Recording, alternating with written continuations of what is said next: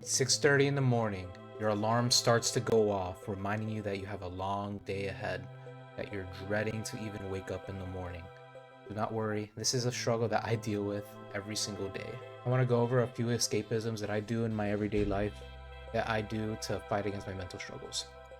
The first strategy I want to go over is napping. This is a strat that I do a little bit less now because it hasn't really helped my sleep schedule in any way, which doesn't help mentally, of course. So, napping is a good way to help with when you're feeling overwhelmed or stressed, but you got to do this wisely. You can't rely on doing it every single day or taking long naps. So, what I recommend for this is take naps, I'd say, like at most, like once a week to reduce feeling depressed in any way, and do it for like take like a 30-minute nap. Do not take big naps, because if you take a big nap, it usually, at least for me, it's killed my sleep schedules, and in fact it could worsen your problems.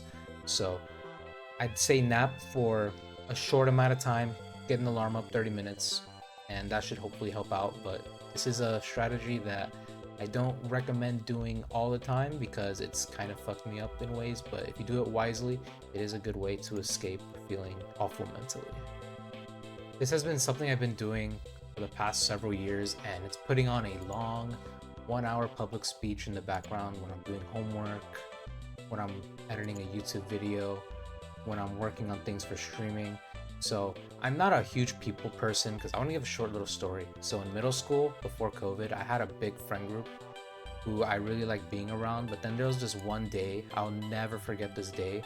One of my friends in that friend group had another friend group, and it was the bad friend group, and I saw him vaping in the outside cafeteria, and since that day I was like, I don't know if having friends or being around people is a good thing for me. So I've been separate around people since then, but these speeches has helped me come to a realization that humans are human, and not every human is that friend group. I still have a very bad experience from that day, but public speeches have helped me give a more understanding towards humans around me, especially when they're public speeches, because they make you realize that listening to their stories make you realize you're not alone in what you're dealing with. So there's this speech that I listen to almost every single day, especially over the last month. There was this athlete who was getting fired the day after he recorded the podcast, and he knew it was coming because he wasn't able to get re-signed by a company.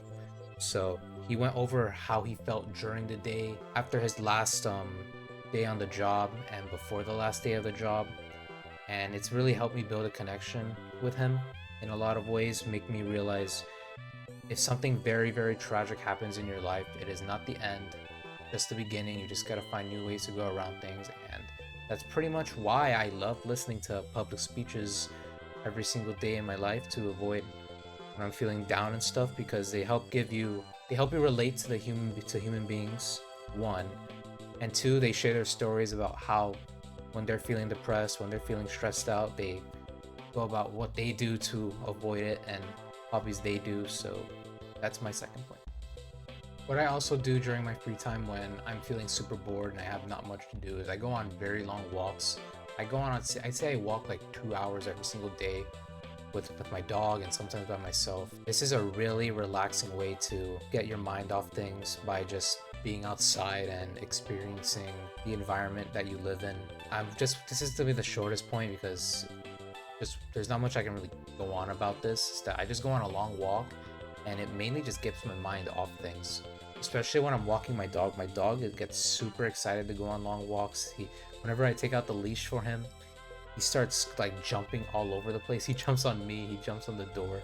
That's like when he jumps on me, he kind of hurts me. And I don't want to get into, but pretty much if just go on, I'd say good long walks have helped me a lot get my mind off things, especially with my dog, because your dog is like super happy, and that gets my mind off very bad things. So that's pretty much what I wanted to say on that.